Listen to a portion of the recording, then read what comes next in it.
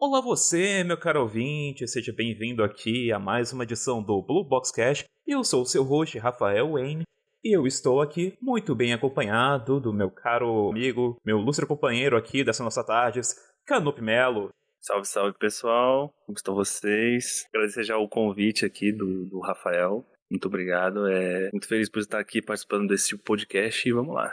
Eu que sou muito honrado de ter sua ilustre presença aqui. Mas antes de começarmos a fazer nossa avaliação do episódio, eu queria que você fizesse aqui uma introdução rápida a você, os seus projetos. Tá bom, basicamente tem um canal no YouTube, né, o É Tarde Demais. É um canal dedicado a conteúdo de Doctor Who pro Brasil, né? Nós temos vários quadros, né, vários estilos de vídeo. Tem de rankings, que já faz um tempo que eu não faço.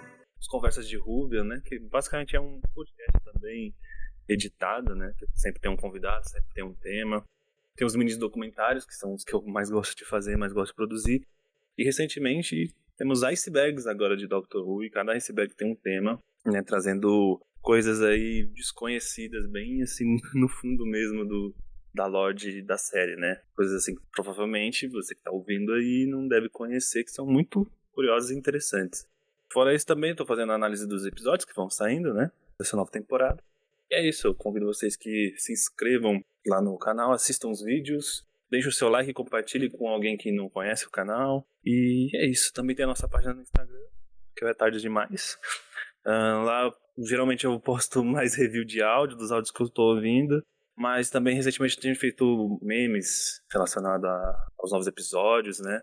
E sempre estou interagindo também com o pessoal nos stories. Às vezes eu abro uma caixinha de pergunta, ou eu vou relatando ali o que eu estou consumindo de Doctor Who e vou interagindo com o pessoal. Sempre estou à disposição também na DM, quem quiser pedir ajuda, conversar ou qualquer outra coisa, estou à disposição. É isso, pessoal. Conto com o apoio aí de vocês. Muito bom, muito bom.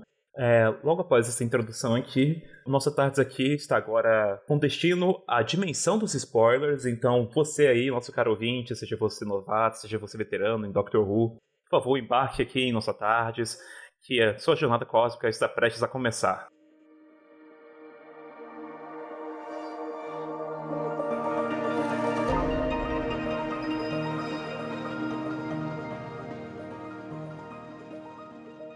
Muito bem, Canup, por onde que vamos começar aqui com esse episódio? Cara, primeiro vamos destacar, assim, fazendo um contraste com as duas últimas histórias, né? Acho que seria interessante, no quesito não só de qualidade, de impacto, né? O que você acha? Eu acho uma perspectiva interessante. Diferentemente das outras duas histórias, que a gente via o Dr. e a Ruby procurando uma aventura específica, sabe? Colocando um certo destino à sua aventura, aqui a gente já começa já no meio de um campo de batalha e logo depois com o Doutor atendendo a um chamado de ajuda, né? A um grito, né? E ele já correndo em direção à ação. Aquele famoso sinal de socorro, né? Pedido de socorro, que a gente vê muito na série clássica, né? Também tem bastante no New Who. E aí o Doutor e a Ruby acabam pousando num cenário caótico, né? Num campo de batalha, num battlefield, né? Outra diferença que eu acho muito interessante é que esse episódio em si, ele é do começo ao fim um estudo de casos sobre tensão. Como que seria Doctor Who, onde a tensão só vai escalonando, escalonando, escalonando, até o último minuto do episódio? Ele é uma mistura de um drama com até mesmo um suspense, podemos dizer assim, no quesito do impacto dos acontecimentos. E de fato, né, quando se trata de mexer com a emoção e com uma narrativa envolvente que dá aquele punch, né, no público, pega mesmo o público assim, o Steven Moffat, ele sabe fazer isso muito bem, né, não só na era dele, tem vários exemplos disso, como também, novamente, né, ele seguindo aí a tradição de fazer obras-primas com o Russell T. Davies sendo showrunner, né, mas como também lá na primeira era do Russell T. Davies, podemos dizer assim, né, no início ali do New Who. E aqui, novamente, mostrou que tem essa habilidade imensa, não só narrativa, de desenvolvimento também, né, mas nessa questão do emocional, de transmitir, né, pro público o emocional no que tá em tela trazendo para nós, né. É o Pai Mofá, não tem jeito.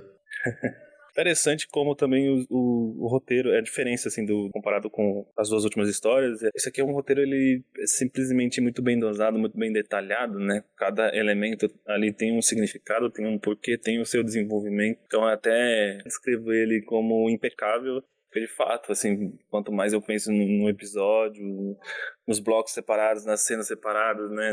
Tipo, toda a timeline, assim, podemos dizer, de cada um dos personagens dentro da problemática do enredo, é difícil encontrar um defeito, sendo bem sincero. É impressionante, a gente já começa num cenário de guerra, né? Ele já nos insere ali com 3 personagens que, mais a fundo, eles possuem um significado para toda aquela problemática, para toda essa aventura repleta de angústia.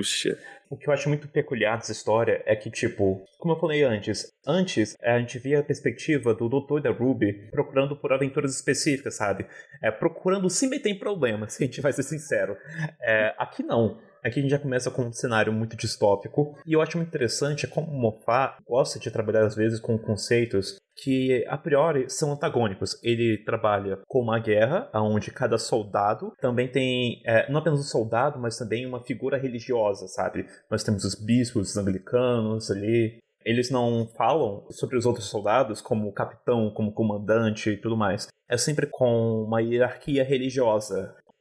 Aquela questão também a outra contradição é de você ter ambulâncias que, quando elas parecem mais tanques de guerra. E logo quando falam assim pela primeira vez, uma ambulância, você já sente um certo temor, um certo receio de cada soldado e tudo mais, sabe? Não como uma coisa existente para te auxiliar, mas sim para te matar. Sim, também tem toda essa questão religiosa, essa organização de hierarquia, né? Cada um com o seu posto, cada um com o seu papel, né? Também tem toda uma questão que eu achei muito, mas muito genial. Dessa coisa de que, tipo, quanto mais eles guerriam, mais eles alimentam a guerra e mais eles alimentam todo o firewall, né? E as inteligências artificiais, né? E toda aquela tecnologia que acabou meio que se aglomerando pelo planeta todo. Que é curioso também, e que foi muito bem pensado, é quando eles falam que eles estão lutando com alguém que eles nunca viram. E você nunca viu um firewall, você nunca viu uma programação. Então tipo, sensacional. Quanto mais eles guerriam, mais eles alimentam esse processo desse firewall, né? Aí se torna um loop, um ciclo repetitivo, né? Que você acaba ficando no mesmo lugar. Genial isso, de verdade mesmo. Muito bem pensado, muito bem colocado também, né? Sim, sim. Já na abertura, 2 soldados. Infelizmente, eu assisti esse episódio 2 vezes, mas eu infelizmente esqueci o nome dos 2. Mas isso é comum. A gente sempre acaba esquecendo os nomes dos secundários. Um deles já chama muita atenção pela imagem, porque além de estar trajado naquele traje de soldado, mas com aquele colarinho de padre, ele está cego, né? É dito que está temporariamente cego, mas essa imagem ela foi muito circulada pelas redes sociais, mais como material profissional da série. E eu achei isso muito interessante, essa escolha dessa imagem, principalmente desse personagem para divulgar, porque retrata essas coisas que a priori seriam antagônicas, a guerra com religião, com a fé, só que ao longo nossa história, essas duas coisas estiveram muito atreladas, como as guerras santas, por exemplo, de armar exércitos com a fé, para dar a eles um propósito do porquê que eles estão fazendo o que eles estão fazendo, de que seria uma coisa sagrada, uma coisa santa, uma coisa que valeria a pena lutar. E ele, com essa faixa, né, cego, por conta da batalha, comunica muito com essa ideia de estar cego de fé, de estar cego com essa motivação de uma guerra que depois a gente descobre que, na verdade, eles nem sabem contra quem estão combatendo, que, na verdade, estão combatendo com si mesmos. Exatamente, cara. Eu interpretei exatamente dessa forma. Claramente isso, cara. Todos os personagens eles são pensados, eles possuem uma mensagem por trás. E é claramente isso. É um soldado que tanto a guerra e tanto a questão da fé dele acabou cegando ele, né? E depois, mais à frente, ele volta a enxergar. Mas aí a gente vai detalhar o que acontece um pouco mais à frente, né?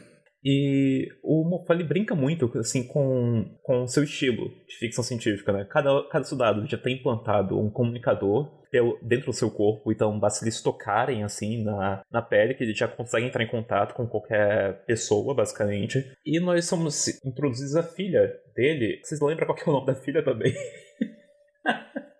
Cara, não lembro também não, eu peço desculpa aí pro pessoal, mas é normal a gente não lembrar, mas o pessoal vai entender quem é, mas é normal a gente É muito esquecer normal. os números secundários, Novatos em Doctor Who é o seguinte, a série ela muda tanto assim de cenário que às vezes é meio difícil de você se lembrar dos personagens, eles dos mais marcantes, assim, sabe? Mesmo que você acompanhe a série há anos e anos e anos, é muito difícil. E a gente já introduzido a ela, por quê? Porque o episódio, mais pra frente, ele vai retratar sobre a questão que essa guerra ela se estende por bastante tempo, que a garota ela acabou perdendo a mãe e a única pessoa com quem ela poderia ficar, que poderia ficar cuidando dela, era do pai, que estava na guerra. Então ele faz um pedido para que ela fosse pro campo de batalha junto com ele, para ficar no acampamento, para poder cuidar da garota. Esse é o nível do absurdo que chegou a situação. Sim, mas claramente ela é a representação da fé, né? E depois, mais à frente, da esperança. Sim. Pelo fato dessa figura de criança, então ela vai crescer e ainda ela pode vir a se tornar, depois o doutor até fala que ela pode ser uma presidente e tal, né, do local ali do planeta. E ao tempo todo, toda essa questão, esse afeto pelo pai, esse contato pelo pai, o querer de continuar falando com o pai, ela não se abala, tipo, ele morreu, ela ficou abalada, sentiu, mas ela não se abala tanto porque ela ainda tem fé no pai dela, né, que tá ali. Sim, muito bem colocado. E nós somos também introduzidos nesse vilarejo, onde está essa garota, ao personagem Canto, e uma das pessoas que mais roubaram a cena nesse episódio, que é a Mandy Sunday, a personagem da Varada Sefo. Olha, sim. Eu já sabia que a Varada iria aparecer nessa temporada, pra mim tava muito escancarado que ela iria aparecer por conta do anúncio que ela seria companhia da temporada que vem, mas eu não esperava que iria ser uma introdução tão cedo. Eu não sei se já foi declarado aí, né? Saiu os behind the scenes, não sei se já saiu ainda também. Não sei se já foi declarado pelo Russell Davies se ela realmente vai ser a companion mesmo, né? Ou se vai ser aquela questão de um rosto semelhante, parecido. Pois então, eu já ia comentar sobre isso. Eu assisti ontem, né, o episódio Doctor Unleashed, desse episódio, e é o seguinte. O Moffat, quando ele esteve na produção desse episódio, a Varada Sefo estava, pelo menos, só escalada para esse papel. E aí, muitos meses depois, que ela recebeu a ligação para ser a nova companheira do Doutor, né? Não sabemos se foi uma ligação direta do Russell para ela, ou se ela fez audição e passou e recebeu essa ligação, mas ela começou a trabalhar com o Doctor Who somente para esse episódio. Não ficou claro no episódio do Doctor Who Unleashed se a Varada vai interpretar essa personagem novamente no futuro ou outro personagem. Mas o Russell falou que a história da personagem da Varada está muito intrinsecamente ligada com a vida da Ruby e do Doutor, e que só assistindo para continuar sabendo. Então, não especificou se é a Mandy que vai voltar ou não, mas tomara que seja. Tomara que seja, porque vai ser, no quesito de New Who e Companion de New Who, vai ser algo completamente diferente, né? Finalmente a gente vai ter um Companion de uma outra era, de um outro planeta, podemos dizer assim. E vai ser muito legal também essa questão de que provavelmente, né, vai ter todo esse desenvolvimento dela sendo uma soldado, né, e dessa coisa dela ver como ela estava presa a essa questão militar, né, cara, toda essa crença militar, todo esse costume militar, toda essa doutrina militar, né, e aí ela vai enxergando as coisas de forma diferente, não como um campo de batalha gigantesco. Então seria muito interessante se fosse essa personagem mesmo do Boom que aparecesse na segunda temporada, como pode acontecer de um rosto parecido, né, como o do Colin Baker lá no Ark of Infinity, tem até do Capaldi também, né, no Fires of Pompeii. O Capaldi é até mais curioso, porque ao todo ele teve 3 papéis do Doctor Who. Teve o Caecilius nos Fogos de Pompeia, ele teve o Sr. Frobisher em Torchwood, na melhor temporada de Torchwood, e aí depois o Doutor. Sim, cara. Não é algo assim, podemos dizer que não é algo que está sendo criado agora, né? Então já é algo que já acontece. Não. Mas o caso da personagem da Varada, da Mandy, por que eu quero muito que seja Mandy? Porque desde a Era Clássica, nós temos personagens ilustres que são figuras militares em Doctor Who. Nós temos o Lethbridge Stewart, que apareceu logo com o segundo Doutor, e apareceu bastante, né? Era do terceiro, do quarto. Fez aparições especiais na época do quinto, na época do sétimo também. Então já tem ele. Tem toda a Unity como um todo, a Kate Stewart. Na temporada 34 a gente tem o Danny Pink e toda a relação esse atrito que o Doutor tem com militares em si durante a temporada inteira. Então eu acho que seria muito interessante a gente ter uma companion que foi criada pelo Moffat, como uma figura militar, acabar virando uma companion futuramente, sabe? Seria uma coisa que a gente vê muito pouco em Doctor Who. Sim, seria muito bom. E citando outros também, né? O Jamie também dá pra considerar, porque ele tava envolvido naquele conflito É dos verdade. casacas vermelhas É verdade, lá em esqueci Highlanders. dele. Tem o Benton também, que é secundário, mas ele tem bastante participação. O Yates, que é um caso curioso, né? Porque o Yates, ele no final ele meio que vira um traidor, mas depois o pessoal meio que acaba, sei lá, esquece, tipo, deixando pra lá, tudo bem, Yates. E se quiser estender Mas a ainda linha, sou- tipo, estender muito, dá pra considerar o Harry também, porque ele era o oficial médico da Unity. Isso mesmo, o Harry também, né? Dá pra considerar que ele trabalhava a serviço militar, no caso, pra Unity, né? Então, Pois é, seria mas... bem legal mesmo. E outra característica também que me faz muito que seja a Manzi Sunday... já... Eu já tinha até piada, doutor. Que seja a Manzi Flynn como companion. Por quê? Porque além de ter essa filosofia, essa perspectiva muito diferente do Doutor, apesar de ter um certo entrelaçamento com o Doutor, né? Porque o Doutor ele já seguiu um estilo de vida meio militar no passado, com o Doutor da Guerra, com a Guerra do Tempo, mas também por ser um contraste muito grande ao que é a Ruby. A Ruby, ela é muito novata em relação a mundos novos, coisa que a Manzi já não é tão novo assim pra ela. A Ruby, ela tem uma certa ingenuidade, enquanto a Manzi, ela é mais espessa, ela é mais durona. E também, a questão da Manzi tem uma certa cegueira, assim, né, pela fé, de ser mais... Do mundo, do campo de vista dela ser mais restrito, enquanto da Ruby já é mais expandido. E também, ela não é da Terra e também não é dos dias contemporâneos. É um contraste muito grande que eu vejo que enriquece muito essa dinâmica da TARDIS. Sim, enriquece muito e vai ser interessante ver um arco de desenvolvimento dela, toda essa visão que ela tem do mundo numa perspectiva militar e religiosa, né? Quebrando, né? Desconstruindo isso tudo e ela vendo que, sabe, tem muitos problemas ter esse tipo de visão ou só se pautar nesse tipo de visão, né? Ou também o fato do doutor já ter se envolvido com outros personagens, outras figuras, né? Ela não ia se assustar tanto, assim, chegar em um planeta, em se comparar com alguma coisa, assim. A Ruby também, a gente sabe que tem um arco, tem algum mistério por trás dela, mas a Ruby até o momento, cara, ela não, é tipo assim, ela se surpreende com as coisas, mas não totalmente, sabe? É Porque eu verdade. acho que Isso aí ainda é tem uma algo estranheza que a gente por tem trás. porque de Space Babies pra Devil's Court teve um gap de 6 meses e não está claro ainda se esse gap ele tá ali por uma questão de rearranjo dos episódios, tanto que mais na frente, em Boom, a gente tem uma surpresa da Ruby de estar no seu primeiro mundo alienígena. O que eu achei meio estranho, estar com essa surpresa por, tipo, de estar 6 meses viajando com o doutor, sabe? Como assim, é o seu primeiro mundo alienígena? Mas, antes da temporada nova chegar, nós tivemos quadrinhos do 15º sendo publicados no Doctor Who Magazine, agora pela Titan também, né? Pode ser que esse gap, ele também seja por conta disso, para colocar histórias do universo expandido já ali. Assim, uma coisa, assim, que o expandido ele consegue gaps em qualquer lugar que ele quiser. É Porque o verdade. expandido, ele tem essa vantagem de não precisar de uma superprodução, né? Podemos dizer assim, precisa ter um orçamento para fazer uma temporada. Então, eles conseguem fazer rapidamente uma história que explique o porquê desse gap, entendeu?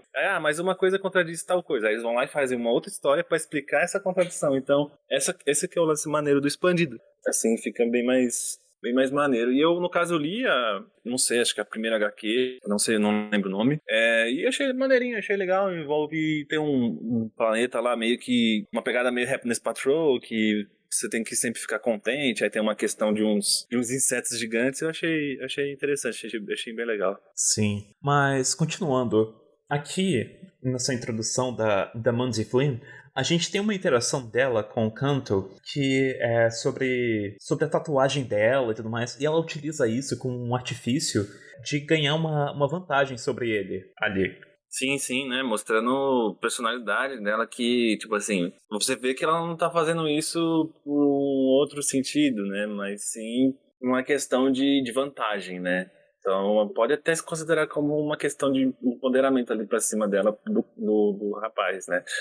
Mas eu achei legal e também adiciona ao público, né, que existe algo entre os dois já há um tempo. Pois é, Não é já uma existe questão algo. tão simples, né? Tipo, alguém mostrar a tatuagem pra outra pessoa. E Só aí que... a gente já se convence, né? Tipo assim, então tem que ter um bom contexto antes. E é muito interessante esse lance da tatuagem que me veio agora, que, tipo assim, todos eles têm essa vestimenta que remete a padres e tudo mais. Tem esse colarinho debaixo do uniforme. Então, dá pra se interpretar que essa tatuagem dela foi uma quebra dos costumes, foi uma quebra das regras ali, sabe? Dá pra interpretar como algo profano. Exatamente, assim, já descreve muito, parece algo simples, né, mas já descreve muito sobre a personagem, né, que ela é de personalidade forte, entendeu, que ela é empoderada, ela, sei lá, ela tem uma certa autoridade, ela não é só uma peça ali, entendeu, ela Pois tem uma personalidade.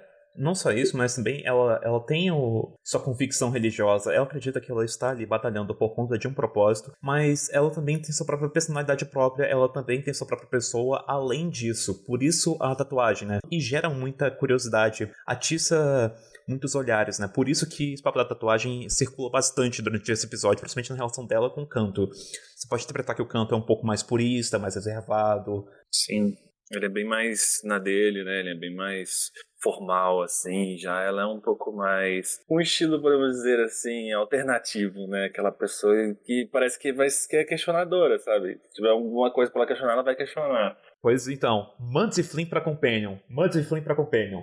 Eu assino embaixo aí. Enfim, essa vantagem que ela consegue em cima do Canto é justamente para ela ir pra patrulha, né, do momento que tá acontecendo.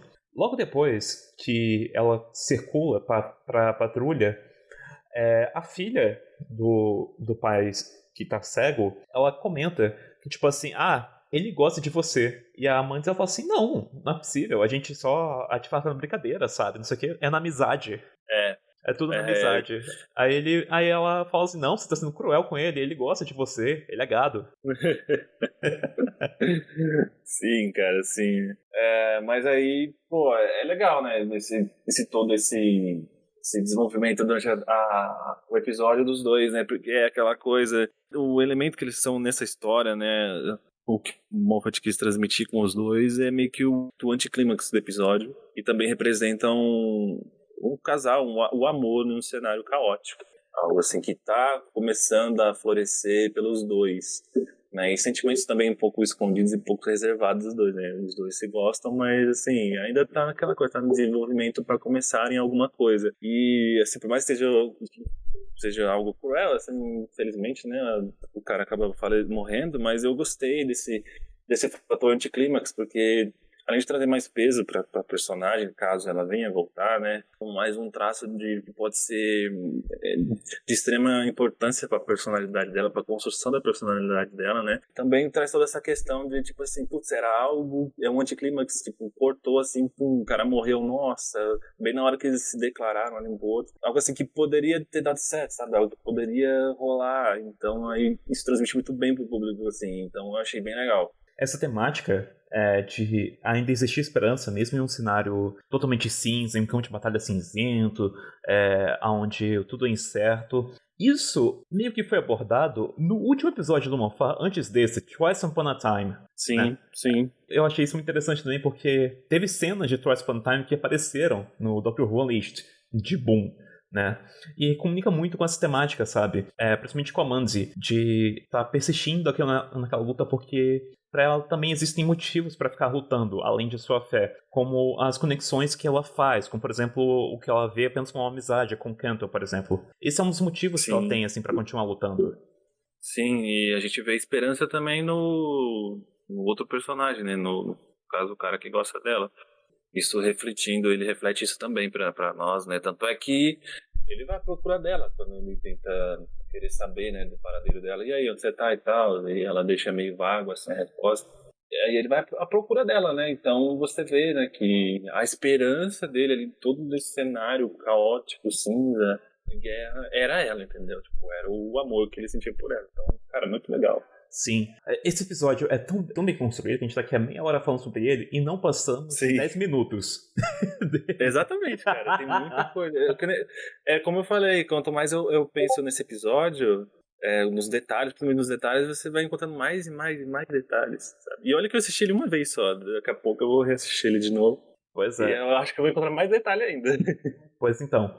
No Doctor Who Unleashed, o Moffat, ele comentou um pouco, a maioria das vezes, quando planetas alienígenas precisavam aparecer, seja na era clássica ou na era moderna, era muito comum deles usarem como locação mineradoras, terrenos de mineração, sabe? Ou locais onde tiveram mineração. Agora que você sabe disso, meu caro ouvinte, você nunca mais vai olhar para um mundo alienígena de Doctor Who da mesma forma. Sim, a gente tem outros exemplos até na clássica, né? Na clássica usam bastante, como Colony in Space, né? No Time in the Run, e tem o Hand of Fear. Pois é, isso acontece muito, muito. Inclusive até mesmo na última temporada antes dessa, no Flux, acontece na temporada 39, acontece muito. A cena que a doutora ela utiliza a chave de fenda sônica pra mandar um sinal para os Sontarans foi gravado em campo de mineração. E o Moffat até faz um comentário interessante que assim, aí por conta disso, eu não quero fazer um episódio gravado nessas condições. Eu quero um ambiente totalmente controlado. Ah, mas pode ser até mais barato, não sei o que. Pois é, eu sei. Só que eu já fui showrunner, eu sei como é o absurdo que é tentar controlar o clima, o tempo, essas coisas em um cenário aberto. Eu quero um cenário fechado. E aí, eles construíram. Todos os sets, eles foram construídos dentro dos estúdios ali da Bad Wolf. E é interessante porque é um episódio de praticamente um cenário só, que é aquele cenário onde fica a mina. Tudo aquilo ali é construído com madeira, com espuma e tudo mais. Eles usaram duas tecnologias interessantes para o céu. A primeira, para aquela cena onde o Doutor está em cima da mina, eles pintaram um painel gigantesco só com céu. E depois eles tocaram isso nos VFX. E sabe aquele painelzão de LED que o Mandaloriano utilizou, o The Batman também utilizou depois? Eles usaram também. Sim, o trabalho é sensacional, né, da produção. A gente vê até nos episódios anteriores mesmo, né? Eu tava vendo o behind the scene do Space Babies, todo aquele corredor de meleca lá, né? Nossa, cada um daquelas melecas, né? Tiveram que ser pintadas em vários tons de verdes, assim, teve todo um cuidado, foi usado um secador para dar um contraste nas coisas, assim, é impressionante mesmo, assim, o trabalho. E essa questão dos cenários, dos poucos cenários, né? Agradece mais ainda a qualidade do episódio, porque cai naquela categoria de episódios que tem pouco, mas faz muito. São o quê? 3, 4 cenários, sabe? Então, e a história consegue ser melhor do que, sei lá, qualquer outra história super produzida de inúmeros cenários, inúmeras produções, né? Pois é. Se eu não estou enganado, foram basicamente 2 sets que foram construídos. Tecnicamente 3, mas os 2 principais foi o do vilarejo, que foi uma área externa do estúdio, e a outra foi justamente o campo minado, onde o doutor tá lá parado o episódio inteiro. Foram esses 2, basicamente. Tem também um pouco de uma passarela que eles construíram, que é justamente da cena onde o doutor tá correndo em direção ao perigo. Que é nessa cena onde eles gravaram com aquele painelzão de LED no fundo, para ficar um cenário mais dinâmico enquanto o doutor corre. Eles fizeram esse painelzão pintado pro cenário principal, sabe? E para depois já tocar com VFX. Ficou muito bom. É inacreditável. Sim. Talvez esse nível de detalhe só seja possível quando você tem alguém que já acomodou a série antes e sabe como é que ela funciona para cima e para baixo e retorna para fazer a história e utilizar esses recursos o melhor possível. Sim, esse foi o fator, assim, talvez diferencial pro Moffat, né? Ele já conhecia, então ele falou, vamos fazer desse jeito aqui, isso é bem legal. Pois é. Agora, continuando pro começo do episódio, né? Logo depois dessa introdução do personagem da varada, nós temos ali os 2 primeiros soldados que a gente conhece e eles avistam uma luz no final do seu campo de visão e logo depois eles conseguem detectar que na verdade é uma ambulância. E assim que é dito, né, que era uma ambulância, o nosso soldado, né, que tá cego, ele já fecha mais a cara, sabe? E o que tá do lado dele fica apavorado, tipo assim, não, se eles te detectarem, fudeu, é o nosso fim. E ele falou, não, eu já tenho um conserto, não é tão ruim assim. Essas ambulâncias eu vi um amigo meu falando que lembram um pouco o lance do anime Jojo, eu acho, mas eu não sou conhecedor, parece que tem algo semelhante a isso. Eu também não conheço Jojo, não, nunca assisti. Mas pra quem tá ouvindo aí, caso conheça, talvez vá identificar o que é. Só pra deixar um detalhe. E o colega dele, ele acaba, da maneira mais Doctor Who possível, ele tropeça e sai rolando, feito o peão da casa própria, ladeira abaixo. E quando ele consegue se fixar, ele pisa na mina. Que, detalhe, Sim. não foi uma coisa idiota dele, porque essa mina é invisível. Ela é invisível até você pisar nela. E, cara, essa assim, falando da questão da mina, né? É um conceito, assim, até um inovador pra Doctor Who. Eu não lembro, até mesmo expandindo uma história onde o doutor tinha uma situação que ele tinha que ficar imóvel, praticamente imóvel, né? Que ele se mexe um pouquinho ali, mas enfim, indisponível, entre aspas, também, né? Assim. Então, cara, assim, era algo que poderia dar muito errado, né? Poderia ser algo eu muito, lembro tipo, de uma situação só. Mas na época do quarto doutor, foi naquele arco onde ele acaba encontrando com os Sontarans e tudo mais. E aí tem um momento que o doutor tá andando com o Harry e com a Sarah e ele, pisa em uma mina. E aí ele comunica pro Harry, escuta com muito cuidado, eu estou aqui pisando numa mina, não sei o quê. E ele orienta a Harry e a Sarah pra fazerem tudo direitinho pra ele conseguir sair dali. Se não me engano, eles colocam uma pedra num momento exato, onde ele tira o pé pra ela não explodir. Só que é uma coisa muito corriqueira ali no arco, sabe? Não era o foco, é resolvido rápido. Aqui não, é o episódio inteiro com o doutor na mina. Exatamente. E esse episódio aí, no caso, é a parte 1 de Genesis of the Daleks. O Dr. Pisa aí, aquele famosa... Uma cena icônica, né? O Tom Baker imóvel, assim, aí falando bem daquele jeito dele, né? Meio baixinho, assim, Harry. Sim. Muito bom, muito bom.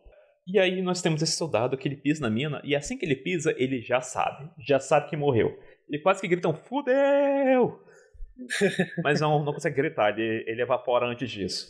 E aí, sim, o colega dele, né, perdeu seu amigo que estava guiando no campo. E a ambulância, quando ela escuta a mina explodindo, ela detecta um combate. E ela vai em direção. E enquanto ela vai pra lá, nosso soldado, né, que tá cego, ele tá no meio do caminho. Então ela interpreta ele como um sobrevivente desse ataque. E vai fazer uma análise médica dele, puxa o histórico. Né? Sim, aí ela puxa o histórico, né? E também analisa a capacidade física dele, né? Consulta pra ver se o plano de saúde cobre. Aí envolve a questão do capitalismo, né? Exatamente. Que eu achei bem interessante.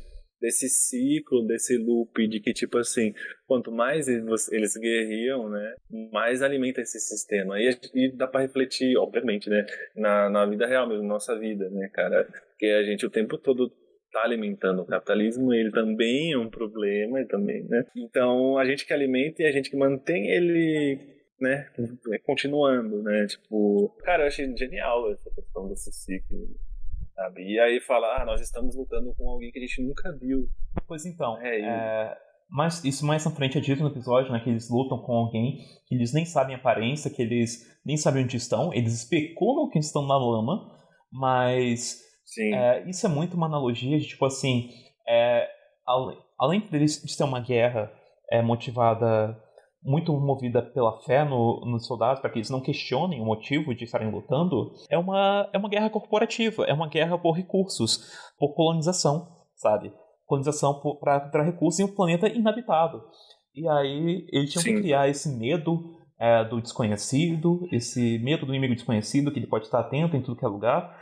E não apenas isso, à medida que vão acontecendo ferimentos, que pelas próprias armas dos soldados, à medida que vão acontecendo ferimentos, eles já têm a própria solução para isso, que são as ambulâncias. E toda vez que eles precisam delas, elas fazem um check-up ali de como é que eles estão, vão vendo se eles têm condições financeiras para ir em relação a isso, e vão criando uma relação de exploração e de dívida dos soldados. É como se fosse quase como uma relação de favores, há um sentido de deixar eles completamente endividados. Quando eles não for mais cabível para tratar eles matam eles. Seja o ferimento... E quando eu digo cabível, eu digo financeiramente para a companhia, quando for mais interessante para elas. E a gente vê, com os primeiros soldados, né, que tá cego, que ele não tá tão fudido assim, sabe? Ele tá cego, mas é temporariamente cego. E é bom você até fala. Tempo de recuperação da visão, 4 semanas. E ela decide matar ele ali.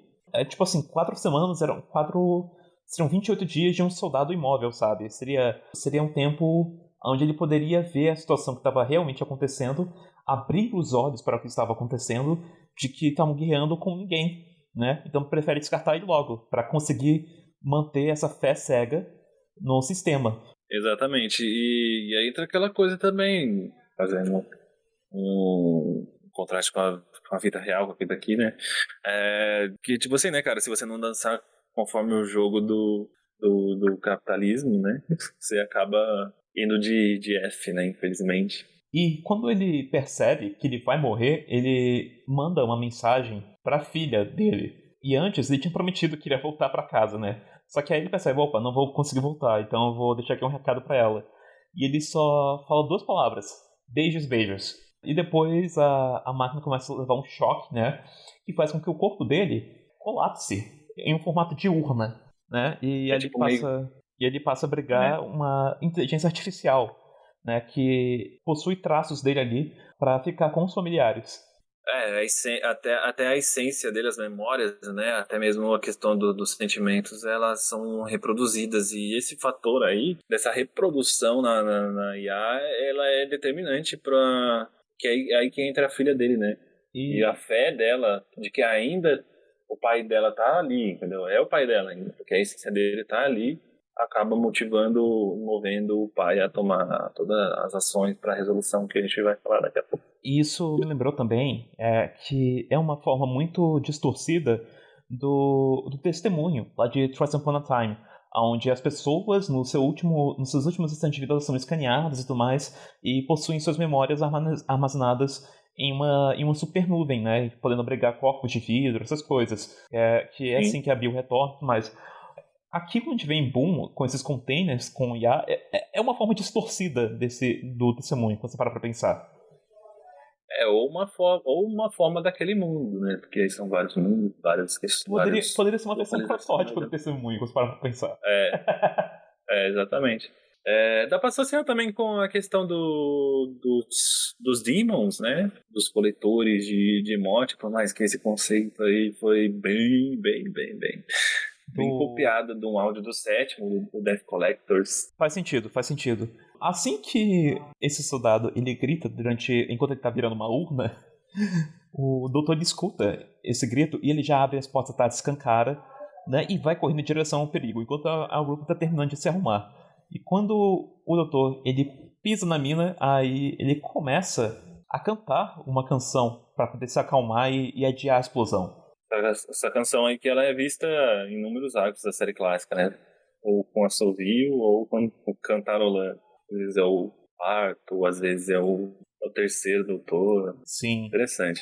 É legal como o Moffat, ele tem esse carinho não só pelas coisas anteriores da série, mas também até mesmo com o expandido, né? Porque eu acho que me falaram hoje cedo que tem uma frase que é referência direta com o Afterlife do 7º Doutor, que é um áudio também.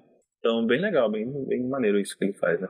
Pois é. O doutor, ele canta e a Ruby vai em direção ao canto dele. Ela pergunta pra ele por que ele está cantando, só que aí ele responde o que ele estava cantando. Basicamente, a Ruby, nesses primeiros instantes, fica servindo como os olhos e ouvidos dele, né? Uma situação também um pouco semelhante à Clara em Flatline, servindo como os olhos e ouvidos do doutor, quando ele ficou incapacitado de agir.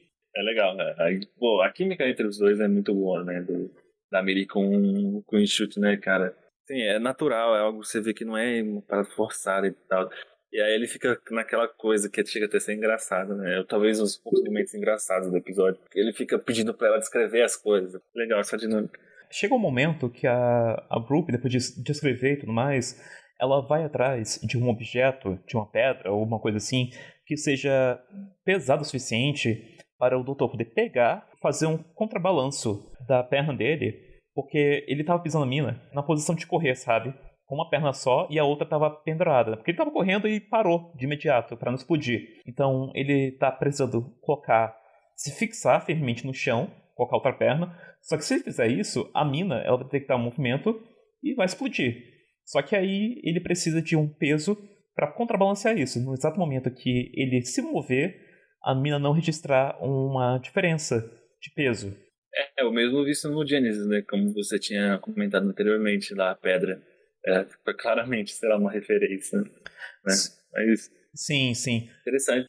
Quando a Ruby vai procurar isso, ela encontra a urna desse soldado, né? E ela pergunta, né, o que era aquilo. E chegou um momento que eram restos mortais dele.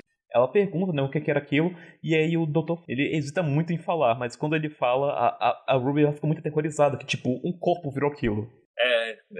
Ela tem essa questão, né, da Terra, assim, tipo, humano mesmo, né, tipo, caraca, isso aqui é um corpo, isso aqui, né, tipo, é um túmulo, podemos dizer assim. Tanto é que na Disney, na legenda da Disney, colocou o nome disso como caixão, não sei o porquê. O pior que faz sentido. Faz sentido, mas, tipo, a forma que a gente tem em inglês cabe mais, sei lá, uma cápsula ou, sei lá, alguma outra coisa, entendeu? Pois é, e aí o doutor ele fala, joga isso daí de uma mão pra outra pra você saber exatamente, pra ter uma noção do quão pesado é. E aí quando ela joga pra outra, ele já diz exatamente o peso daquilo, calculando com a altura, com o volume daquilo ali, com o tempo que demora pra ir de uma mão pra outra. E ele depois fala, eu não queria me mostrar. Sim. E aí ele fala assim, joga aqui pra minha mão que eu vou fazer aqui o contrabalanço aqui com a mina. E aí o Ruby falando direto, mas não é certo você fazer isso, cara, o time tem que ser muito preciso, não sei o quê. E ela insiste em entregar isso na mão do doutor, enquanto ele não quer que isso aconteça, pra não colocar ela em perigo. E ela basicamente fala, se um vai de Americanas, nós dois vamos. Se um vai jogar, somos um pacote de dois, se um vai jogar no Vasco, o outro também vai. Aí eles sugerem, ela ou ele sugere, eu não lembro agora, a canção. Usar o compasso e o BPM da canção. É ela que sugere isso, que ela precisava de uma batida. E é muito interessante como o tema da música está muito entrelaçada com a Ruby também, né? Porque ela não faz uma contagem regressiva, ela vai atrás de um ritmo de uma música para poder sincronizar. Sim. À medida que eles vão cantando, o doutor ele recebe esse caixão, essa urna, e ele faz esse contrabalanço. A gente vê que a contagem agressiva, ela depende muito também do estresse do alvo. Então o doutor ele faz o máximo possível para se manter calmo, para impedir o máximo possível que a contagem regressiva finalize. Isso tipo uma arma assim, mortal para quem tá num cenário de guerra, né, cara? É possível, claro que o doutor é diferente e tal, mas é possível alguém num cenário desse, pisando na parada, não sentir não só a raiva, mas o medo, né? Tem um sentimento mais intenso da forma negativa em relação a isso. E acaba sendo... Isso só aumenta ainda mais a tensão, né? Nós, como espectadores de Doctor Who, nós sabemos que toda aventura que o doutor se mete vai dar em merda. Toda. Eu acho que só tem uma exceção a isso, que é Once Upon a Time, mas toda aventura que ele se mete dá uma merda. Toda. Aí você já coloca ele numa aventura onde ele fica o episódio inteiro parado em uma mina, você já começa a escalonar a atenção. Uma mina onde é ativada por estresse e ele tem que se manter calmo demais para impedir que ela exploda, ou para remediar isso o máximo que ele puder, aumenta ainda mais a tensão. E aí começa as complicações. É a garota procurando pelo pai, são os soldados encontrando a Ruby, é a ambulância chegando, não sei o que, só aumentando. Cara, como é que a pressão do doutor não aumentou assim, escalonou? Eu fico me perguntando sobre isso. Exatamente, né? Aí vai da capacidade do personagem, ter diferença do tempo e tal. Mas é muito interessante, né, cara, essa questão de que, tipo, cara, era algo que poderia, assim, podemos dizer assim, poderia não dar muito certo, podemos dizer, né? Poderia ter esse resultado num episódio, num conceito que ficasse muito parado e se limitasse só aquilo, né? Mas é tudo muito bem construído, como você falou, né? Conforme os próximos passos daquele cenário fechado, naquele cenário, né, vão acontecendo, as coisas vão se intensificando e se dificultando mais, né? Uma outra coisa também que falei, assim, depois que eu vi esse episódio, eu cheguei à conclusão que eu acho que a palavra que define esse episódio é angústia, né? Sim. Não só no doutor, sente por isso, mas todos os personagens possuem essa angústia que acaba diretamente transferindo para fora da tela. Sim. Então, a gente tem um personagem que está imobilizado, uma outra personagem que não sabe, tipo, ela não tem experiência, né? Ela não tem o conhecimento, não sabe muito para onde ir, o que fazer, e aí depois vai chegando mais elementos ainda na história, né? Vem chegar a criança, soldado lá e tal, e aí, cara, muito legal, muito bem pensado, assim, com tão pouco, né, podemos dizer assim, né. Eu acho que, tipo assim, o episódio já tava ótimo, claro, né, como você falou, a gente já ficou meia hora falando só do começo, mas, assim, aqui eu acho que é o ponto powerful do episódio, ele mostra que ele é genial, sabe, a partir daqui.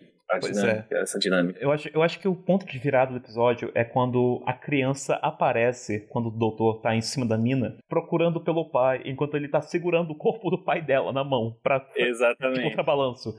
Cara, é uma cena tão violenta, assim, tão visceral. Nossa. Sim, e depois a gente vê a angústia com desespero, né, cara? Porque aí a gente vê a menina querendo pegar essa urna, né, da mão do doutor, e a Ruby segurando a menina, né, tipo, quase coloca ela até no chão, assim, aí você fica, caraca, cara, pois o que tá acontecendo? E um detalhe que eu achei muito interessante é que essa garota, ela tava muito na promessa de rever o pai dela.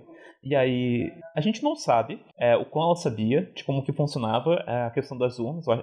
Eu acho que é muito seguro de afirmar que ela não sabia de nada em relação a isso, para manter a inocência. E aí, quando o doutor introduz a Ruby também, ela fala o nome dela, pelo sobrenome, a IA do pai dela é ativada. E aí, assim que ela vê a imagem do pai, a primeira coisa que ela pensa, caramba, meu pai é aí, vou falar com ele, É a primeira coisa que ela pensou. E ela já vai em direção, e no instante que ela tenta se aproximar, a Ruby joga contra a garota pra impedir que o doutor se movesse. Sim, e também destacar, né, cara, toda a determinação aí da Ruby, né, proteger o doutor a todo custo, né. Uma coisa que me chamou muita atenção, do começo do episódio até a resolução, a chave de fenda sônica não apareceu por um único frame. Não apareceu. Cara, isso é ótimo, porque a gente teve inúmeros exemplos, né? Já vinha tendo até mesmo na era Jodie, né? Que a chave de fenda sônica, especialmente no New Who, ela funciona muito como varinha mágica, né? Então acaba dificultando menos as coisas, né? E essa história, a questão dessa escalopada de gradualmente ela vai se tornando mais dificultosa, é uma história ideal para não ter a Sonic Screwdriver, né? A chave de fenda sônica, porque senão ia dar uma facilitada em alguma coisa ali. Pois entendeu? é. Eu achei interessante, achei legal isso. O que eu acho muito interessante também é que quando eles querem utilizar a chave de fenda sônica, eles fazem, na New Who, eles fazem uma das três alternativas. Ou o objeto é feito de madeira, ou eles têm um selo, né, que eles chamam de Deadlock Seal, é um selo que fica na tradução, que inclusive esse mecanismo apareceu até em Star Beast, na nave do MIP, ou o terceiro, destroem ela. É uma dessas três alternativas. Aqui, não tem nada dessas três, mas tem uma quarta alternativa que eu acho muito criativa, que é justamente a mina. O doutor, ele pede pra Ruby descrever a mina pra ele, porque ele não pode nem olhar pra baixo. Ele tinha que se mover o mais móvel possível, sabe? Então, do instante que ele tirasse a chave de fenda sônica do bolso e pudesse escanear ali e tudo mais, tentar desarmar, pronto. Ele já tinha ido pro Vasco. Sim, exatamente. E também destacar, né, que nos episódios anteriores não tivemos um uso assim exagerado da chave de fenda sônica, até no Space Babies, que possui um plot mais simples, que é o episódio ideal, né, pra ter a chave de fenda sônica fazendo coisas mágicas. E ela acabou servindo de um pendrive, assim podemos dizer, né, o sistema lá da babá, e aí ficou, tipo, ela ficou de lado, e eu acho isso muito legal. Eu acho que é maneiro quando ela... Desde o primeiro episódio dos especiais 70 anos, a chave de fenda sônica está sendo usada de uma forma muito inteligente. Até mesmo o Star Beast, que foi quando a gente viu a mais poderosa, inclusive até mais do que nunca, ela tinha uns contrabalanços, sabe? Ela tinha as medidas de balanço, como por exemplo, quando o Doutor fez os escudos, tinha umas coisinhas ali pra balancear. Eles demoravam pra surgir. E ele precisou fazer 2 escudos, ele não fez os 2 de uma vez, demorava. E além disso, eles eram destruídos. E eles não foram destruídos pelos guerreiros Worf, mas sim por munições humanas.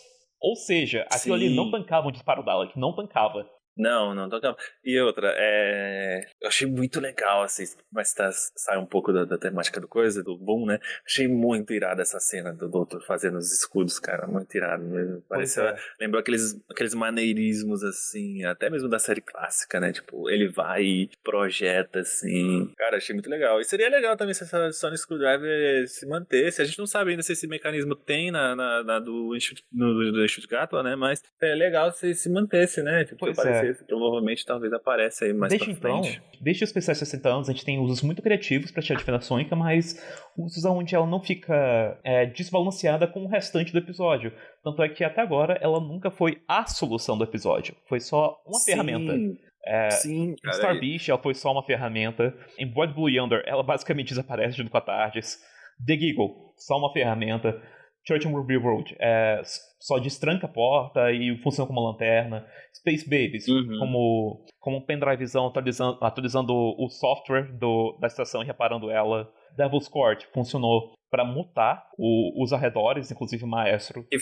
Que gerou uma cena maravilhosa. Aquela cena é Para sensacional. mim, para mim, esse foi o melhor uso dessa ferramenta até hoje. Foi mutando os arredores. Sim, muito inteligente, né? Tipo, a questão do som. Aí também o que é mais inteligente ainda depois é o maestro, né? Tipo, usando da vibração, que faz também muito sentido, teoricamente Para poder falando, né? anular a chave de fenda sônica. Isso Isso, é um uso muito inteligente. E aqui, agora em sim. Boom, ela simplesmente não aparece. O que me dá muito alívio, sabe? Porque eu hoje tenho pra mim que Doctor Who moderno precisa da chave de fenda sônica, por conta do ritmo das histórias. Mas é muito bom quando você utiliza ela apenas como uma ferramenta, apenas uma ferramenta do vasto arsenal do Doutor e da vasta capacidade intelectual dele. E aqui é tudo resolvido sem ela aparecer no episódio inteiro. Exatamente, porque se a gente pegar em outros momentos até do New Who, né? Talvez, assim, sei lá, no início talvez o episódio não seria o Doutor imóvel, mas sei lá, o Doutor ia pisar na mina, aí ele já ia pegar a Sonic Screwdriver e já ia sair dali, entendeu? Pois é. Então é muito legal, né? Muito legal essa coisa de trazer dificuldade, né, pros dois envolvidos, né, pros dois protagonistas, cara, porque isso acaba alimentando mais, acaba tornando a história mais instigante, né? E é Vai muito ver bom. eles numa E é situação muito bom que esse dificultosa. episódio saiu do Moffat, porque também demonstra que, tipo assim, tem muitos traços do Moffat que são presentes aqui, mas aqui a gente vê que esse tempo que o Moffat ficou fora de Doctor Who fez muito bem. O Moffat retornou de uma forma muito mais madura. A gente Sim, teve umas piadas que mexem um pouco com conotação sexual, como a gente comentou, que era a da Tatu, da Mandy, só que ali está muito mais atrelado à questão do profano e com o restante dos temas que estava atrelados ali com o cenário desse episódio e que fortalece a construção de personagem da Mandy, né? E ela inclusive sim. utiliza isso como um artifício para benefício próprio. Segundo, na era moderna, os doutores que mais utilizaram a diferenciação para resolver os problemas, essas coisas, foram o 10º e o 11º, com muito destaque no 11º. Era a chave de diferenciação fora para tudo quanto é lado, a todo momento. É, Quando você meu for Deus, ver né? um vídeo, assim, todos os usos da chave de diferenciação da história da série, você vai ver que quem mais utiliza é o 11º. Então, É, exatamente. é um contraste muito grande de um escritor que escreveu para muitos doutores, eu acho que é o escritor que mais tem doutores, assim, no seu currículo de escritos, porém, você não vê muitos desses maneirismos desses doutores passados no 15º. Você vê, na verdade, um fortalecimento do personagem do 15º, ao invés de, sei lá, o 12º vazando nele, ou o 11º vazando nele. Sim, foi bem cuidadoso essa questão da chave de fenda sônica, né? Pois Também dessa é. questão do amadurecimento não só do vindo do próprio Moffat, mas também do personagem em si, do doutor também, né? Eu vi amigos Entendeu? comentando, eu conseguiria ver essa história passando facilmente com o 12º ou com o nono. E eu falei, não, gente, essa história ela tá muito nítida, que ela foi feita sob medida pro 15º. Sim, tanto é que a gente fez uma brincadeira de, tipo, imaginar outros doutores numa situação dessa, sabe? E aí tinha algumas que foram meio, tipo, catástrofe, tipo, o segundo mesmo doutor, né? Como que ele iria agir nessa questão, né? O sétimo talvez se daria bem, porque ele já teria antevido esse evento e aí já manipula... ele manipularia tudo. Ele ia fingir, tipo, a mina ia estar desativada, só que ele ia fingir que estava ativada e aí ele ia pagar de ator pra manipular todo mundo, pra conspirar, pra que tudo aquilo ali que acontecesse e desse tudo certo. E aí o pessoal enxergasse que eles estavam com quem eles estavam realmente guerreando, né? Então é interessante pensar assim dessa forma, como os outros doutores agiriam, né? Mas, como você disse, ela é inteiramente feita, essa história, esse conceito, o 15º mesmo, né? Pra esse doutor mais maduro, assim, perfeitamente. Pra um doutor mais energético, que se move muito mais emocionalmente vulnerável, e ele utiliza isso para penetrar essa armadura de fé que a Moon Flynn tem ao redor dela. E também, como ele é um doutor muito mais energético, você coloca ele justamente em um cenário onde ele tem que ficar o mais parado possível. Sim, e ele, assim, ele é muito energético, mas ao mesmo tempo ele é muito expositivo, seria esse termo, na questão até emocional, né? Porque, tipo, você vê direto esse doutor caindo em lágrimas. Então, cara, foi perfeito, porque numa situação dessa de angústia, de não estar se movendo, é algo que, sabe, ele convence o público de que ele realmente precisava se controlar. Sim. Porque ele é muito, assim, extremo nesse sentido de, como você falou, de agitação, do sentimento, né? Então, cara, muito bem pensado. Essa história só poderia funcionar com um doutor que passou por terapia. Exatamente, cara. É exatamente isso. Perfeito. Muito bem colocado. O 12 aqui, ele não iria sobreviver. Não ia. O 12, assim, o 12 na hora que a Ruby tomasse os tiros lá, né? O 12 ele ia perder o controle. Pra começar, não seria nem a Ruby, seria a Clara. E a Clara tomou o tiro, pronto, fudeu. Ou ele iria ameaçar os que estavam em volta dele ali, para que eles trouxessem de volta a Clara ou a Ruby, sei lá. Senão ele ia caçar cada um deles em todos os cantos do universo. Ele ia fazer isso. Aí talvez ele ia perder o controle e o negócio ia explodir, porque ele ia ficar todo daquele jeito. Então, só tem um jeito do 12 sobreviver, que seria utilizando da quebra de quarta parede. Porque de todos os doutores que fizeram isso, o 12 fez as maneiras mais efetivas. Como, por exemplo, a vez que ele roubou a cadeira do Davros e ele aparece na frente dos Daleks com uma xícara de chá. Aí ele fala diretamente pra gente: eu sou o doutor, tô na cadeira do Davros, e você deve estar se perguntando: de onde vem a xícara de chá? Resposta: eu sou o doutor, lidem com isso. Exatamente, cara, muito bom. Mas bom enfim, mesmo. a gente já tava indo pela tangente do voto temporal, então vamos retomando aqui o episódio. Onde que estávamos? Sim, a garota encontra a Aya do pai e tenta desesperadamente entrar em contato e tudo mais, e a Ruby derruba ela pra impedir que o doutor vá de Vasco. E aí, logo depois, entra em cena a personagem, né, da varada, e ela vê que o doutor tá em cima da mina, fica insistindo pro doutor soltar a urna, e ele fala: olha, eu não posso soltar isso aqui, senão eu vou de Vasco. E ela falou: mas você já tá escalado na seleção do Vasco. Tipo, ela falou: não tem pra onde você correr, cara. Você já tá morto. Já é o titular, já Você já é o titular. Exatamente. E é muito interessante que ela fala que o explosivo não tá na mina em si. Um pouco mais cedo, a gente vê o doutor estranhamente brilhando azul, né? Eu até fiquei pensando assim: poxa, o Moffat tá mexendo com a regeneração aqui de novo. Mas não. Era a mina armando o DNA do doutor contra ele mesmo, como um explosivo. Se tornando parte dela, né? Tipo, o doutor também se tornou parte da mina. Então, exatamente. Tudo aquilo é um explosivo, né? Exatamente. E como ele é um senhor do tempo, um ser que, além de ter uma fisionomia e também genética diferente de muitos humanoides, ele também tem muitas viagens pelo tempo e espaço, do começo do universo até o final. Tudo isso atrelado a ele, né? A energia Artron. Então, se ele explodisse, pronto, aquilo ali também ia tudo junto. Sim, ia tudo junto. E ela depois faz, né, uma análise da explosão, da escala que a explosão ia alcançar, né? E aí vê que, tipo, ia dizimar o planeta inteiro. Não tem como, não tinha pra onde correr, né? Pois é, e ele até comenta, né, que ele é um estouro muito maior do que ele aparenta ser. E ele fala: e acredita em mim, eu sei como eu sou, eu sei como eu aparento ser. De fato, cara. No Dr. Who List, o Chute, ele até comentou que só de você pegar no roteiro e ir lendo, você já consegue notar que veio de um outro escritor. Você já consegue notar as diferenças de um estilo de um escritor para o outro. E a Millie Gibson até comenta que é como se cada roteiro fosse um quebra-cabeça diferente. Então, você consegue ver as diferenças de quem construiu esse quebra-cabeça ali, com a forma que ele vai se desvendando. Logo no primeiro escritor convidado, né, foi o Moffat, ele já recebeu uma baita fala para o 15º, que é justamente essa. E também a própria Millie Gibson, ela, em entrevista, ela declarou que essa temporada é meio Black Mirror no sentido de que cada episódio você sente que tem diferença, né? Mas que possui a base tradicional de sempre, que é Doutor, TARDIS e Companion. Mas ele como tem uma ele é antologia. de são diferente. Depois que a gente tem essa explicação de que a mina não.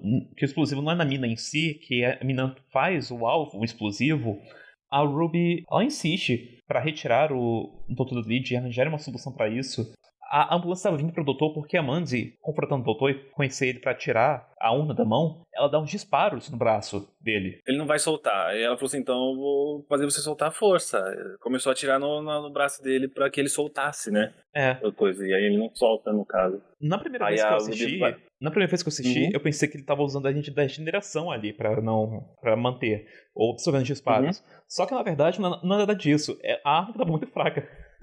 Sim, sim. A arma tava muito fraca e também tinha a questão da bomba, né? Do doutor também se tornar meio que parte daquilo e a explosão não partiria só da mina, né? Ia ser ele e a mina toda. Mais ele do que a própria mina, né? Sim. Então tem um quê de energia ali que acabou evitando esses danos, podemos dizer assim, né? Então bem pensado isso. Muito bem Ele pensado. também fala. Isso vai muito também de conta com a fala dele, de que ele é um estouro muito maior do que ele aparenta ser, né? Então ele já denota que ele tem uma resistência muito maior aos efeitos daquela arma. Ela tava tentando atordoar o doutor, só que, tipo, é tão fraca, a fisionomia dele é tão diferente, que é fraca, sabe? Ele vai resistindo, ele consegue resistir. Exatamente. E ainda mais potencializado pelo lance da mina, né? E aí a Ruby, ela pega a arma da Mandy e dispara em outra direção e a ambulância vai para outra direção. E aí por conta disso, a Mandy e a Ruby têm um diálogo. A Mandy fala assim, dispara aqui no meu braço esquerdo, tá? A arma tá na configuração mais fraca. E aí quando ela vai disparar, o Canto vê a situação, pensa que a Ruby vai matar a Mandy e dispara contra a Ruby. Sim, e o que é interessante, pra você ver para você ver como é muito detalhado. Isso tudo do Canton é motivado por toda uma relação que existe entre os dois, que já foi abordada no episódio, e por toda aquela questão da preocupação, né, por conta da única coisa nesse cenário todo que é considerada a esperança para ele. Então, cara, muito bem construído, sabe? Então, ele veio para saber do paradeiro dela, se deparou com essa situação que, tipo, ele viu só assim, fora do contexto, né? Ele não sabia o que estava acontecendo e já deu um alarme nele, assim, tipo, putz, olha lá, vou matar ela, não. E aí meteu uns tiros na Ruby, né? E gerou toda essa cena bem impactante que assim, todo mundo acho que fez, nossa, tipo, sentiu alguma reação, assim. Sim. E aí a Ruby, ela vai ladeira abaixo de novo. E a ambulância, mais uma vez, detecta combate e vai em direção àquele local, né? Ela pluga na Ruby e ela vai fazendo uma avaliação da Ruby. Idade, o biotipo dela e tudo mais. E aí pergunta quem é o parente mais próximo. Sim. E a Ruby fica desesperada, tipo, o que eu respondo? À medida que ela tá sendo atendida e tudo mais, que ela tá parada, ali imobilizada no chão, começam a cair flocos de neve. Sim, porque aí já remeteu a única lembrança que ela tem, né? A único contato, talvez a única experiência que ela tenha tido, que foi a noite do abandono, né, da igreja e tal. E muito interessante essa questão do scanner. E só tirando uma dúvida que veio o pessoal na minha DM perguntando, como assim ela tem 3.000 não sei quantos anos? Assim, basicamente quando a gente, principalmente se tratando de uma programação de um firewall, né, que tava lá na ambulância, que é a ambulância no caso, faz a contagem do ano que a pessoa nasceu até o ano atual ali da história. Então, foram isso aconteceu anos também com a Amy quando a gente foi no episódio da Abyss Below, na segunda aventura dela, né? Que quando vai computar a idade dela no sistema, parece uma caralhada assim de anos na conta dela, sabe? Sim, e aí o pessoal chegou e falou, lá, tá vendo? Os rumores estavam certos, ela é de outro planeta, ela é uma senhora do tempo, olha quantos anos ela tem. Aí eu falei, não, pessoal, na verdade é a conta, entendeu? Essa contagem de carbono. Exatamente. Então não tem nada a ver com ela ser de outro mundo ou senhora do tempo, né? Por enquanto a gente não sabe, né? Mas enfim. E aí chega um momento que esses flocos de neve, eles param, sabe? Eles congelam no tempo. Isso que eu achei meio estranho no episódio, sabe? Não, eu achei isso Quando ele para, é quando o consciente da Ruby já não tá mais com a gente, entendeu? Ela tá no limbo, né? Ela tá... aí parou. Entendeu? Faz sentido. Faz sentido. Aí, por isso, aí imediatamente você vê que o doutor já fica desesperado. Ele fala assim, a neve parou e tal, e ele já olha pra Ruby e a Ruby já tá lá inconsciente. E ele desaba em choro também nessa cena. Tem um momento que a ambulância pluga no doutor. No instante que pluga no doutor, eles fazem o mesmo procedimento com ele. E aí o doutor ele tem uma ideia. Que ele conversa com a Yao, né, do pai. E ele fala que ele tinha que entrar no firewall da ambulância, no sistema da ambulância, e tentar reverter a parada. Só que ele fala assim, tipo assim, cara, eu sou só uma IA, não sei o que, não tô conectado a nada, não sei o que. E aí o doutor fala, tá, mas você também é um pai, de pai para pai, né? Você está conectado a ela através de mim, você pode ir pra ela, fazendo através de mim, me fazendo de ponte. E ele bate muito nessa Exatamente. tecla, de pai para pai, sabe? É uma temática muito interessante ao longo dessa temporada, sobre família no geral, sobre paternidade, maternidade. E no episódio passado, a gente viu também o doutor enfatizando muito que sim, ele teve filhos, que sim, a Susan era de fato a neta dele e tudo mais. Enfatiza muito que ele teve toda uma vida, uma família antes de começar a viajar. E aqui ele puxa essa carta, né, de pai para pai, por resquícios do humano que ficou na gravação dessa IA. Aí o que conta bastante também não é só essa influência do doutor, mas também a fé da menina, né, da criança, de que o pai dela tá ali, entendeu? Tipo, a essência dele tá ali nessa IA, por mais que a IA tá reproduzindo isso, o pai dele tá ali ainda, a essência dele tá ali. Assim, acreditar nisso, se convencer disso é o que traz a resolução para mudar a programação do firewall, né? O A doutor acaba. essência e as memórias, né? Toda a coletânea do que fazia ele ali é de uma forma muito Sim, artificial. Uma forma meio protótipo do testemunho que a gente viu em Once Upon a Time. E aí, quando o doutor faz sim, sim. esse apelo das memórias e que faz a essência de pai para pai, aí que ele puxa para esse lado mais humano e utiliza o doutor como ponte e invade o sistema da ambulância. Sim, é legal que é descrito como um vírus, né? Sim, Tipo assim, como um vírus, como, sei lá, o sistema ali, um vírus é contra o próprio sistema. E aí ele começa a reprogramar tudo, né? Da forma mais voltada aos sentimentos dele, do que ele acha justo e tal, né? Então, do que ele queria pro pessoal que tava ali. Então acaba desativando todas as coisas, acaba resolvendo, regulando da forma como deveria tudo ser programado, né? antes disso, o doutor, quando ele confronta a Mandy, ele comenta, né, que eles estavam lutando uma guerra contra ninguém, onde eles não sabiam contra quem eles estavam batalhando, que ela até fala assim, eles se escondem na lama, não sei o quê. Aí ele, não, eles não se escondem na lama não, eu conheço criaturas da lama, tá? Pessoas amigáveis, adoráveis e tudo mais. E aí ele comenta, eles estavam guerreando cegamente por conta da fé, por questão de princípios corporativos, essas coisas, eles eram só peões nisso. Exatamente. E ele enfatiza muito isso de como resolver a situação. Perca a sua fé nesse Sim, propósito dessa batalha.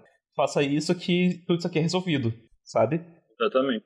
E eu acho que foi justamente isso que a IA do pai fez, sabe? Não foi apenas com o poder da paternidade, mas também com uma reestruturação da fé. Não da corporação, então, de estarem guerreando para um futuro melhor. Na perspectiva daquela corporação, na perspectiva dessa religião.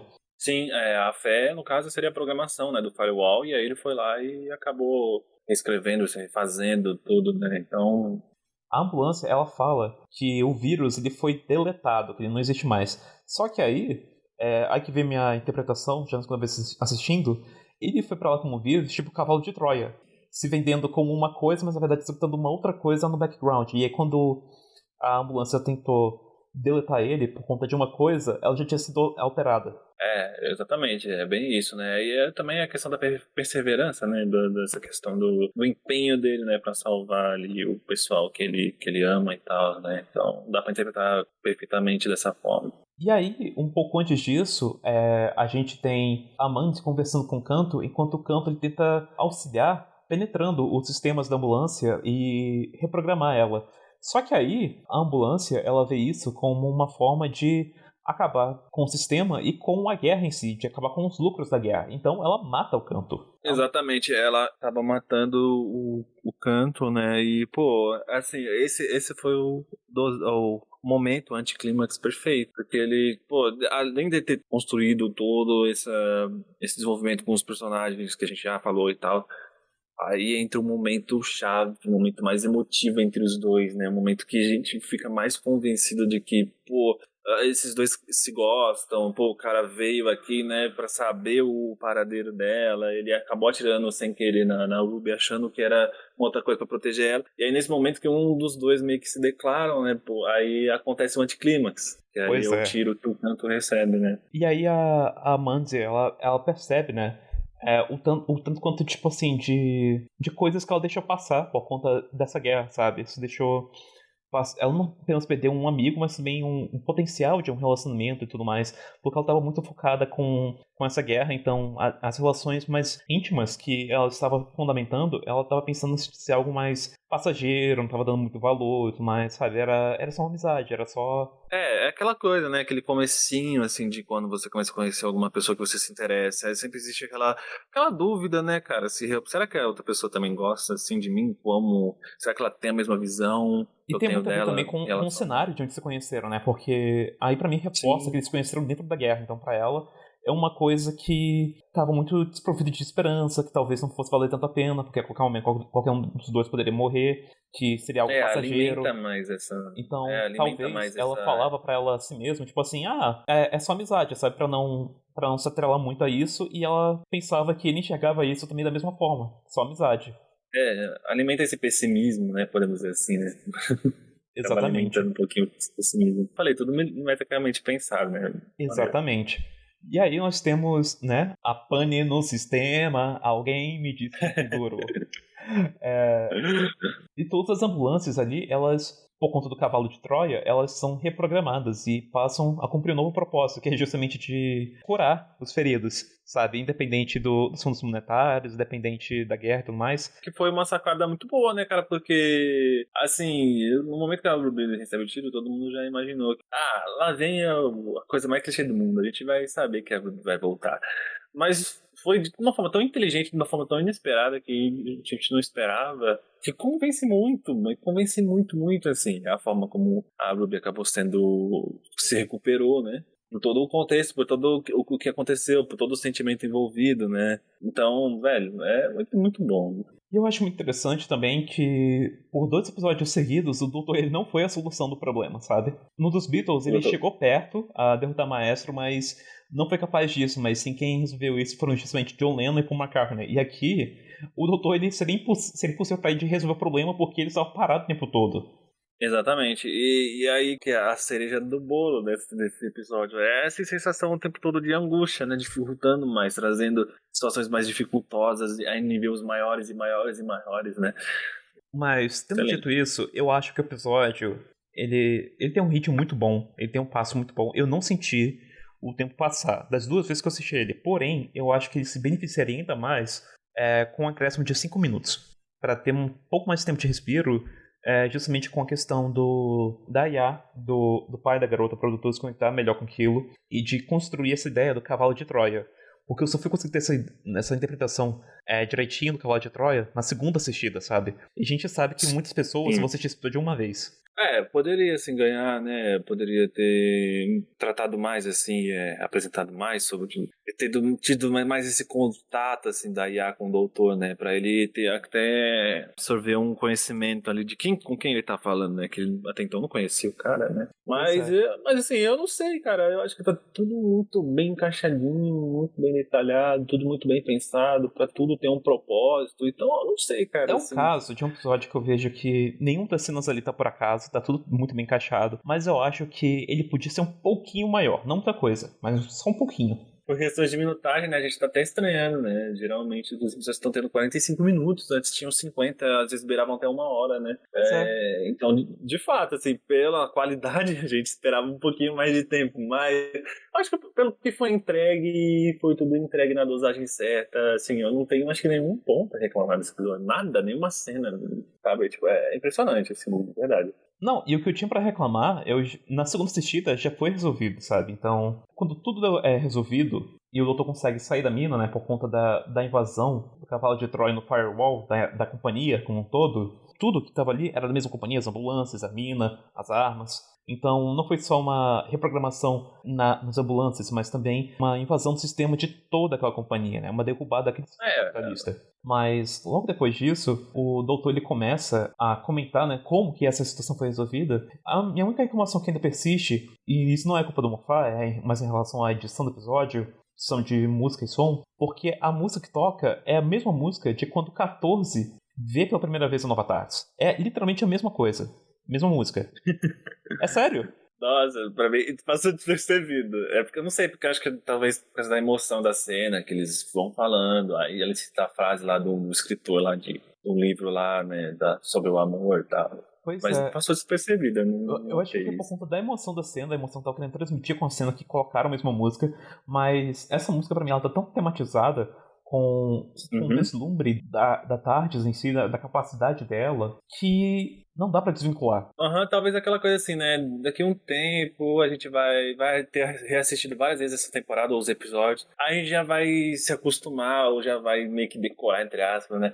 As músicas que tocam, assim, aí talvez pode ficar mais perceptível, assim, tipo, caraca, realmente, aqui tem uma repetição de track lá quando o doutor conhece a Tarde e tal. Mas no meu caso, eu acho que eu fiquei mais focado, assim, nos diálogos mesmo, na emoção ali e tal, acabou passando despercebido, mas... Logo depois que ele comemora sobre essa resolução, ele começa a cantarolar umas batidas, e aí depois o povo ali foi comentando, caramba, isso é uma batida de funk. E quando ele realmente era. É, cara, é uma batida de funk, cara, e eu assim, teoria minha, tá? Pra mim tá associada à viagem que ele fez pro Rio de Janeiro, sabe? Eu também pensei isso. E aí ele falou assim, pô, cara, conheci lá um ritmo musical, né, um gênero musical no Brasil muito legal, o funk, que eu acabei gostando da batida. E sugeriu colocar isso, sabe, como comemoração.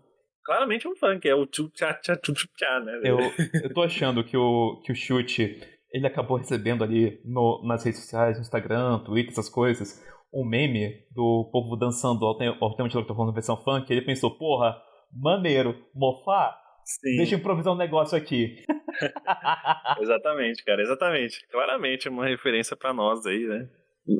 Ainda bem, fomos reconhecidos aí de uma forma correta.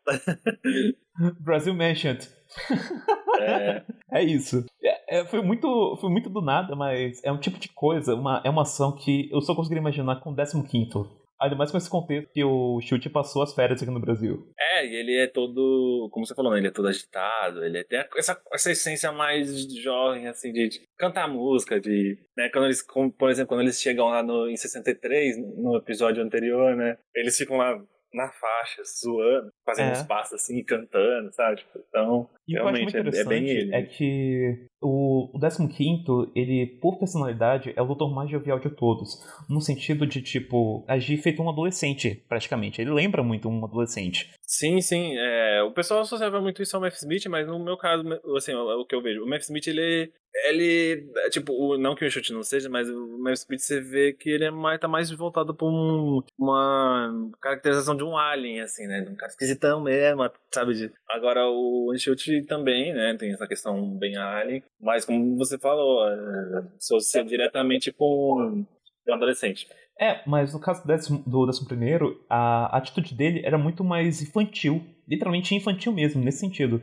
A 15º não, é muito mais juvenil, muito mais de adolescente, né? E apesar de ser muito mais emocionalmente aberto, em relação a ser muito mais emocionalmente vulnerável, a parte alien dele tá muito mais com fascínio com esquisito, como por exemplo em Church on Ruby Road, quando a Lulubel tá sendo temperada para ser devorada, ele sorriu aquilo ali com fascínio, né? Enquanto a Ruby, ei, isso aqui é horroroso. Sim.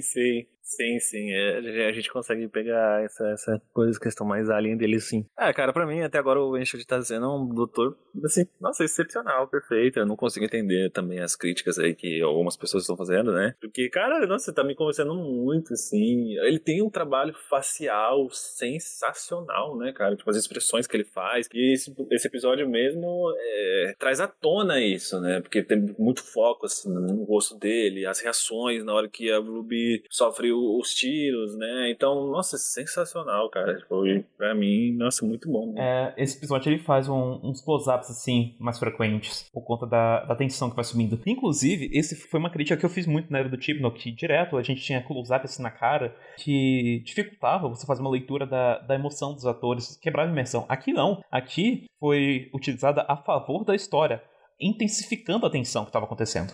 Exatamente, né? A gente tinha uns closes na era Chibnall que não transmitia nada, né? Pra fora da tela.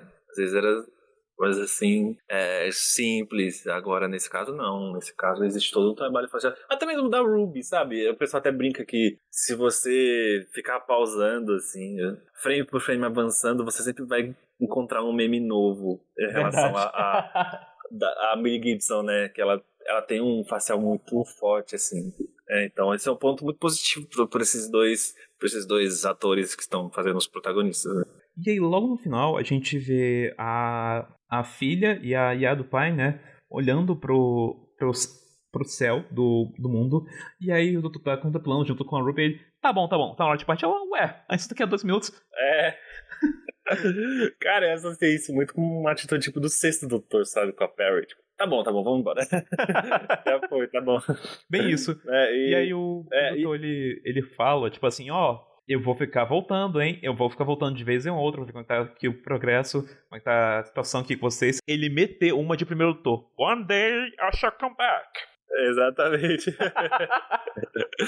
Ou será que isso daí já é uma brecha aí, mostrando que realmente vai ser essa personagem mesmo, né? Eu tô torcendo por isso. Vou voltar aí de vez em quando. E ele vai realmente voltar um pouco lá à frente, ou na próxima temporada, não sei, enfim. Pode ser, né? Não sei. E também essa cena, né, deles olhando, também, né, cara, os caras, acho que falo brincando, obviamente, claro que foi uma decisão em conjunto e tal, mas foi o pessoal da arte lá, da produção, que falou, não, deu muito trabalho nós pintar isso tudo aqui, mostra aí um pouquinho, tá ligado? Então tá aí uma brecha pra personagem da Mandy retornar, tomara que seja esse o caso, tomara. E aí o doutor faz um comentário sobre a questão da mortalidade, que é isso que dá significado, né, às pessoas. E eu acho isso muito interessante, justamente um personagem basicamente imortal. Mas é mais aquela questão acho que é não falando dele, mas transmitindo para os outros que são mortais, sabe? Então aí ele enxergou nessa situação, né, que envolvendo uma aventura que envolveu morte, sabe? Essas coisas. Ou algo memorial, assim, a gente pode colocar a urna, representar ela como um memorial também, né? Tipo, a essência das pessoas que se foram estão ali. Então eu achei bem maneiro, assim, sabe? Acho que encerrou com chave de ouro. A direção de fotografia desse episódio inteiro é maravilhosa. Muitos dos frames assim mais bonitos que a gente viu da Cidade do chute são daqui desse episódio. Como a cena dele contemplando, né, acho que era o nascer do sol. Era justamente desse episódio, por exemplo. A cena dele abraçado com a Ruby nas portas da tarde também são desse episódio. E tem aquela cena também, né, daqueles... Acho que o doutor fala que são droids voadores que meio que tiram a fumaça, alguma coisa assim. Muita gente associou isso com o finale, né, que vai... Aparentemente é o finale, né, a gente não sabe. Que tem toda uma fumaça, assim, uma areia, né, que é citada algumas vezes, vindo assim em direção à cidade, aí tem a Mel fugindo com o doutor com a moto assim da areia. E aí a gente já recebe no finalzinho desse episódio o teaserzinho do próximo 73 jardas. Que meu amigo, olha, esse promete. Pois é. Que, assim, eu não lembro do Next Time que eu vi e falei, caraca, meu Deus, eu quero muito que saia logo esse episódio. Pois é, e o bacana antes de 73 jardas é que ele parece muito que vai ser um episódio sem o doutor, mais um. E tem uma figura assim, misteriosa que apareceu perto da TARDIS, né? Curiosamente, também parece uma loira. Uma suposta velha, que a Ruby fala, tem uma velha aí esquisita medonha me seguindo o tempo todo. Eu vi uma galera teorizando que poderia ser a Kate Stewart, mas eu acho que não é. Não, acho que não. Eu não sei, não penso por que seria a Kate Stewart. Mas enfim, acho legal que ele tem cara, tem tudo, você vê que ele, aparentemente, né, pelo Next Time, ele tem todo um plano, assim, de filmagem estratégico pra gente meio que ter um POV da Ruby, né, em relação a essa perseguição. A gente vê poucas cenas ali, né, dessa aparição, obviamente dela aparecendo, né? Mas a gente vê que tem coisas estratégicas ali visualmente falando. E também tem um tom muito distorcido, aqueles terror europeu bem distorcido, que aí tem uns close de umas pessoas que acho que a Ruby tá conversando, ou tá relatando o que tá acontecendo com ela. Vai ser meio que uma parada de um terror distorcido, assim, visualmente, que me chamou muita atenção mesmo. Eu tô muito hypado. Pra mim, eles poderiam ter seguido o que eles fizeram na semana passada, lançado já os dois já. Ah, mas aí a runtime de Doctor Who ficaria muito curta. Já tá em 7 semanas. Então, compreensível. Porém, minha ansiedade não agradece, na verdade, né? Alimenta mais minha ansiedade. Sim, sim. Bom, e esse foi o episódio Boom. Canupe, qual que seria a sua nota pro episódio? Eu acho que indiscutivelmente, né? 10 de 10, porque, como eu falei, cada centímetro, cada minutagem, cada elemento, desde até mesmo daquele soldado no início que tá junto com o pai da menina, que, né, desde ele, tudo tem um propósito, tudo tem um motivo. O fato dele ser simples, assim, numa questão de cenário, de produção, entre aspas, de produção, no sentido de, tipo, não ter muito cenários, essas coisas assim, né? De fazer com tão pouco, fazer muito. A carga emocional que o Moffat é mestre nisso, soube entregar, o desenvolvimento dos personagens, o envolvimento dos personagens, toda a mensagem, o que cada personagem representa para a história. Então, todo o sentimento de angústia, a transmissão do sentimento pra fora da tela é perfeito, assim, perfeito. Pra mim é 10 de 10 absoluto, lá no talo, assim, quase indo até mais, sei lá, 11 de 10, passando até do limite. Pra mim esse episódio aqui, ele é uma aula, não só de episódio de Doctor Who, mas uma aula de teledramaturgia. Ela te instiga do começo ao fim, do primeiro minuto até o último, com pouquíssimos cenários, com um elenco bastante reduzido e cada um deles sendo bastante efetivo, cada um deles com um propósito, sabe? Cada coisa ali tem um propósito, nada tá por acaso. É um retorno triunfal do Steven Moffat para Doctor Who. Estou muito contente com o retorno dele, que inclusive foi o meu showrunner favorito, e eu não poderia estar mais animado pro próximo episódio dele, que é o especial de Natal desse ano. O Moffat, ele conseguiu entregar o que eu diria, talvez, a melhor fala, 15º até agora, e pra mim, esse tá sendo o episódio mais forte da temporada, tá sendo melhor. Ele e The Devil's Court, mas Boom com destaque, com certo destaque. Na minha preparação para esse episódio, eu falava pros meus amigos, olha, o Moffat, ele vai entregar tudo de novo. Ele, quando tá pareado com o Russell, ele entrega clássicos instantâneos assim. Todo episódio que ele faz com o Russell é um clássico instantâneo. E esse aqui não é diferente. Parece que o Russell é um bem pra ele, né? Porque a gente vê em algumas situações, muitas situações e histórias na era da própria Moffat, né? De histórias que caminham bem, assim, né? Que a gente vê tudo isso que a gente viu no Boom, assim, né? Mas acabam desandando, ou eles seguem um caminho diferente. Então, assim, aparentemente, porque parece, né? Parece que o Russell vai lá e fala, peraí, ó, deixa eu só dar uma sugestão aqui, sabe? Tipo, é um bem pra ele, assim. Sim. Agora, com o retorno do Russell e da galera que veio junto com ele, havia uma preocupação se Dr. Who ia conseguir respirar novos ares, mesmo com os galera retornando. E apesar de ter muita coisa que voltou, desde produção, temáticos e tudo mais, a gente tá vendo muitas coisas novas acontecendo também, né? The Devil's Court é uma prova muito boa disso.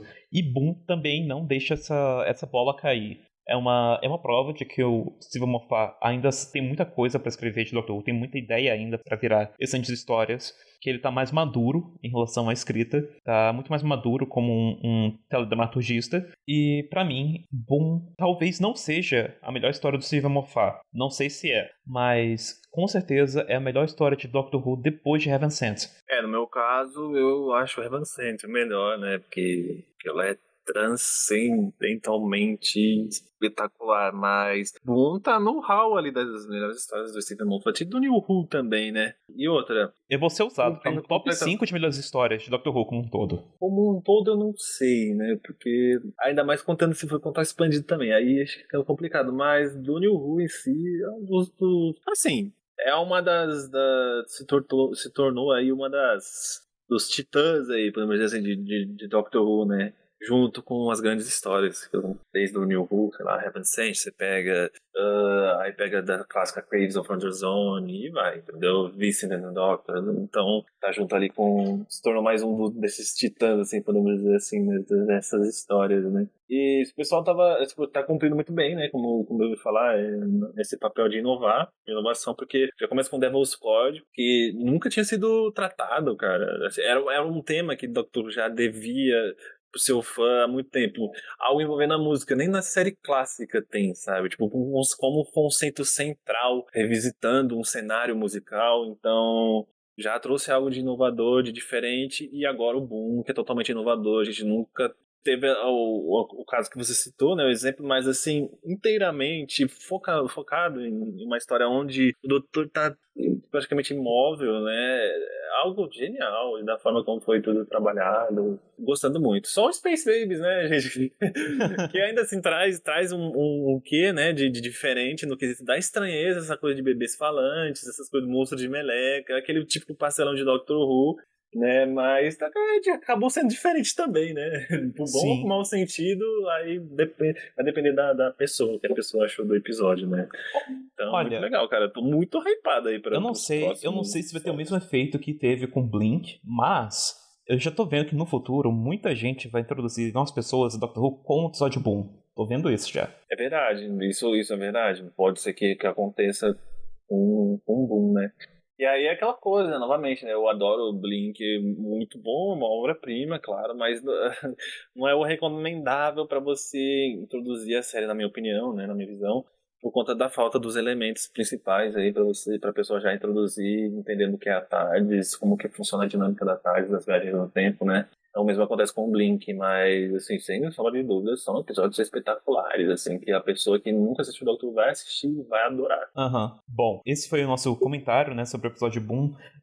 Canup, você gostaria aqui de fazer a apresentação de suas redes, seus projetos? Sim, como eu já disse no início, né, eu tenho um canal lá no YouTube, É Tarde Demais, dedicado a conteúdo de Doctor Who brasileiro. Os próximos rumos do canal é focar nas temporadas, né, nos episódios que forem saindo, conforme a semana eu já vai sair o de Boom também, né, como também a Trip Pré-episódio, que é um quadro feito especialmente para as prévias, assim, né, é um aquecimento para o próximo episódio que será lançado. E aí tem a nossa página no Instagram, peço o apoio de vocês para que entram lá, se inscrevam, deixem o seu like, assistam os vídeos, os conteúdos que eu tenho certeza que vocês vão gostar, e também, né, apoiar aqui o podcast do nosso grande amigo Rafael Wayne. Vamos apoiar todo mundo aí, todos os criadores de conteúdo do Doctor Who brasileiro, aproveitar esse hype, essa qualidade, esse nível de qualidade altíssima que tá sendo apresentada, né, nesses novos episódios, nessa nova temporada, e vamos fazer isso aí ferver, vamos ver. Bom, eu fui aqui o seu host, Rafael Wayne, né, vocês podem me encontrar no Twitter, @RafaelWayne. Atenção que o Ed ele é substituído por um e existe um underline entre Rafael Wayne. E Instagram vocês podem me encontrar por Rafael Wayne também. Não esqueçam de também seguir as redes sociais do Blue Box Cast. Você pode nos encontrar no Twitter, no Instagram e no Threads também. Não esqueçam também de nos acompanhar pelo Spotify, de nos seguir no Spotify, compartilhar bem bastante esse episódio. Eu agradeço aqui bastante a presença do Canup, que simplesmente enriqueceu muito aqui essa conversa.